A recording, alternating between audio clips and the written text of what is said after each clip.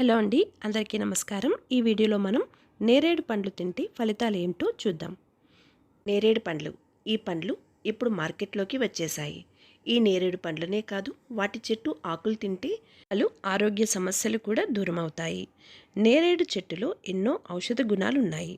అవేమిటో తెలుసుకుందాం. సంపూర్ణ ఆరోగ్యంగా ఉండాలంటే ప్రకృతి సిద్ధంగా లభించే ఆహార పదార్థాలు ఎంచుకుంటే చాలు. అలాంటి పండ్లలో నేరేడు ఒకటి. నోట్లో వేసుకోగానే ఇట్టే కరిగిపోయే ఈ పండు పోషకాల గని, అనారోగ్యాల నివారణి.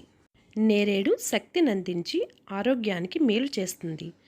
కొన్ని రకాల రోగాలను నియంత్రించే శక్తి నేరేడుకి సొంతం. ఒక పండే కాదు, ఆకులు, బెరడు కూడా శరీరానికి ఎంతో మేలు చేస్తాయి. ఆరోగ్య ఫల ప్రదాయిని నేరేడు పండు.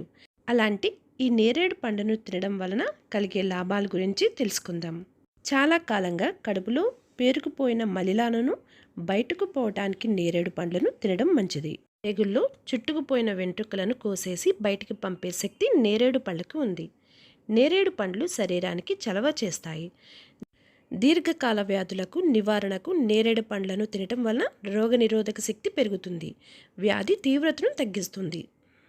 మూత్ర సంబంధ సమస్యల నుండి ఉపశమనాన్ని కలిగిస్తుంది. నీరసం, నిస్సత్తువ ఉన్నవారు నేరేడు పండును తింటే తక్షణ శక్తి వస్తుంది. వెన్ను నొప్పి, నడుము నొప్పి, మోకాల నొప్పులు నయం అవుతాయి.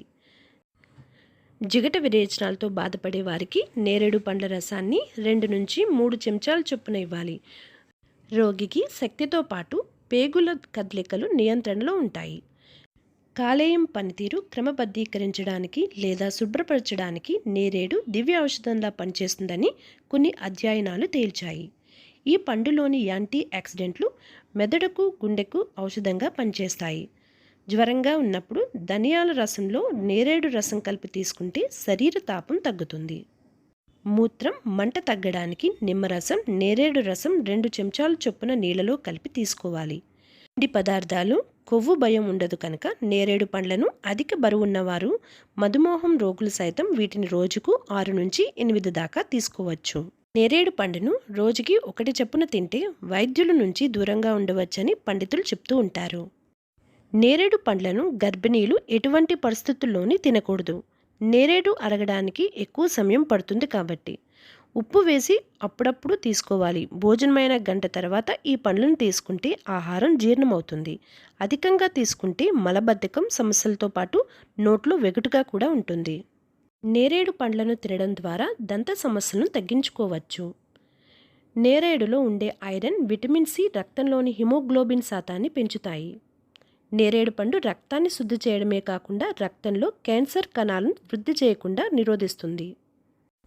చూశారు కదా ఫ్రెండ్స్, ఇప్పుడు మనకు దొరికే ఈ నేరేడు పండులో ఉన్న చాలా మంచి ఉపయోగాలు నేను ఈ విషయాలన్నీ సేకరించి మీతో పంచుకున్నాను. నాకు తెలిసిన విషయాలు మాత్రమే నేను ఇందులో తెలియపరిచానండి.